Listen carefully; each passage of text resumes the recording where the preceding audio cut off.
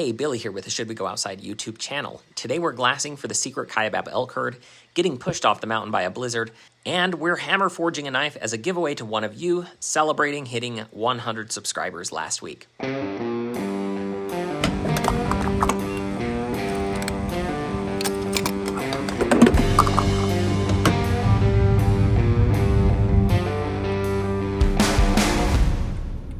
Well, significantly more snow coming down than I expected up here.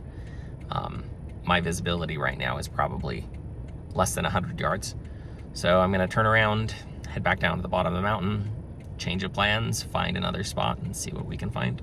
I didn't have high expectations, but this might be turning into an actual hunt. The weather on the mountain being as aggressive blizzard right now as it is, and down here being some fresh snow, but pretty calm.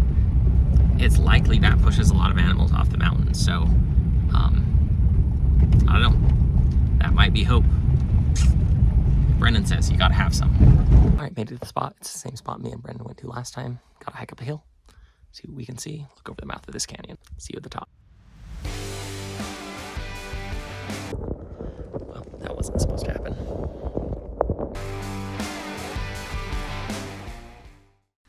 A little bit of wind, but it's coming the right direction. Almost to the top of where I'm headed. Got a decent view over what I'm trying to keep an eye on. I just want to get a little higher so I can see out this way and not just commit to the one spot. I'll also be able to maybe see some other animals while I'm waiting here. Well, I did a dumb thing and I left the adapter for my spotting scope so I can film through it down in the truck. It's a few hundred yards away, but it's a pretty steep hill. Here, where I think I heard something coming down the canyon, it's very quiet today. So maybe just more deer. These ones came up out of the canyon up this hillside. I wish I hadn't forgotten my scope adapter. I should just hike down the hill and go get it. But I mean, you can see, sun isn't even up and those deer are already bedding down. They don't stay up for very long. Check this out, guys. I found a buck. This too.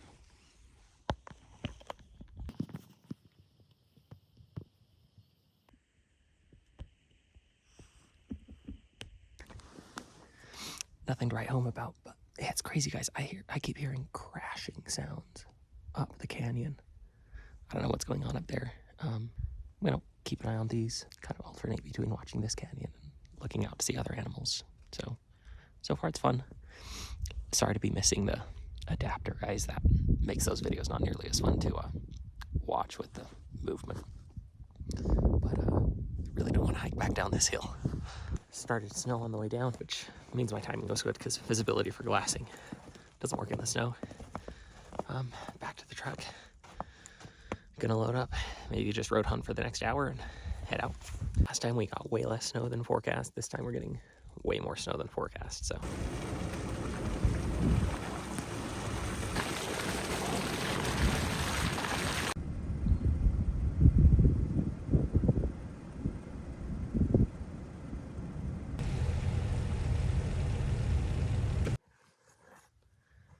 I'm gonna be honest with you guys. I'm looking for that big buck. This spot has a decent view of where I saw him, and I mean, I'm excited to try and find an elk, but I'd be super stoked.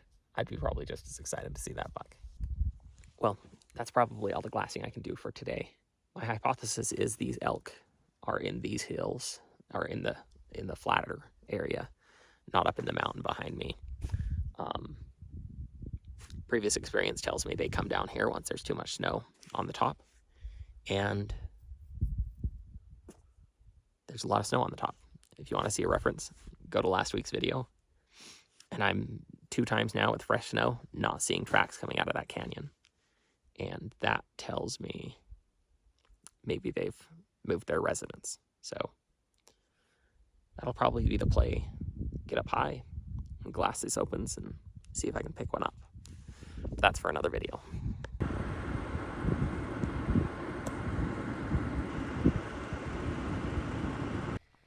Okay, so there's this bald eagle I keep running into out here. He's actually the reason we found that dead horse. we could see him eating something, and I have been meaning to stop and get some footage of him. Driving by, I just spooked him off a fence post, and he flew off. All right, guys, so we hit 100 subscribers way faster than we expected, which is awesome. Thank you guys so much for the support.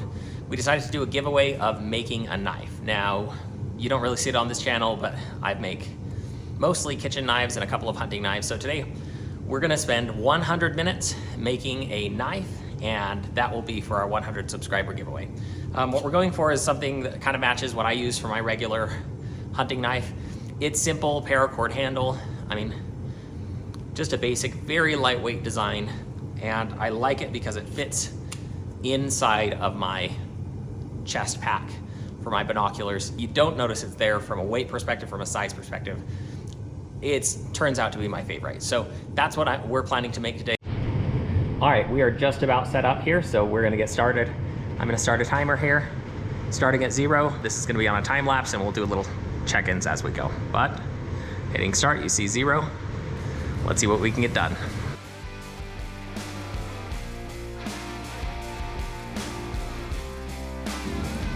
All right, so we're making this knife out of some 5160 spring steel. I actually harvested this steel at scrap steel when I put a new spring set on my Land Rover Discovery 1. So I've had these lying around. I've made a couple of knives. That knife I showed you earlier is from the same thing. I've used it to harvest an elk, worked on 2 deer with it. I've given it as a gift, and it's just, it maintains an edge. It's a great steel for kind of just an all-around blade. It's not the best, but it's a solid knife steel. So we're gonna hammer this out right now, not doing any kind of shaping, just trying to get it flat.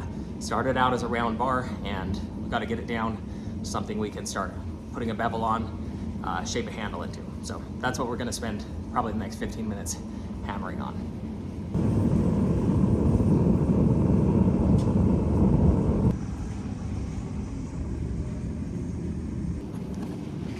So we just moved into this house about 1 month ago.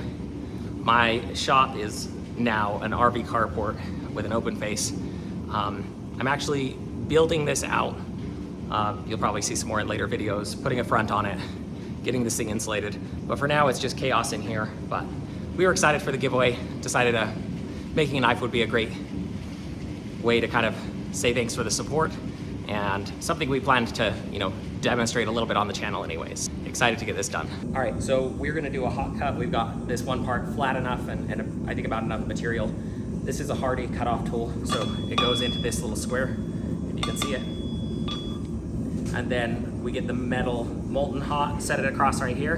We can hammer right through it, and it'll cut off the piece that I need, leave the rest as scrap. So.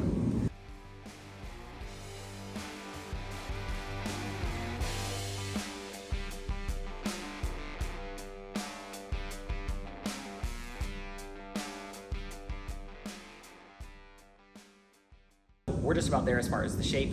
We're gonna grind in the profile once we've got this basically just a little further than it's currently at.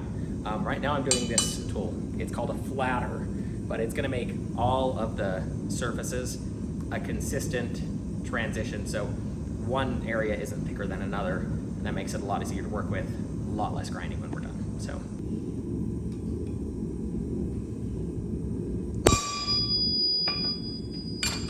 All right, next one, you ready?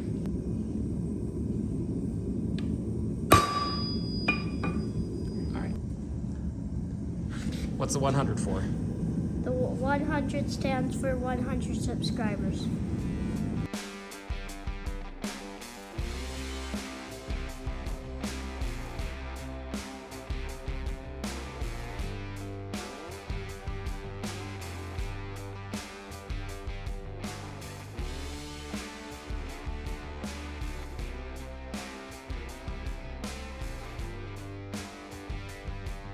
Go. All right, guys, 1 hour, 40 minutes, quenched blade. Didn't get the wrap handle, still have to drill out the handle a little bit, but we'll finish it for you, even if we didn't make the 100-minute time stop. It's a little cold and we've got plans, so that's gonna be it for tonight.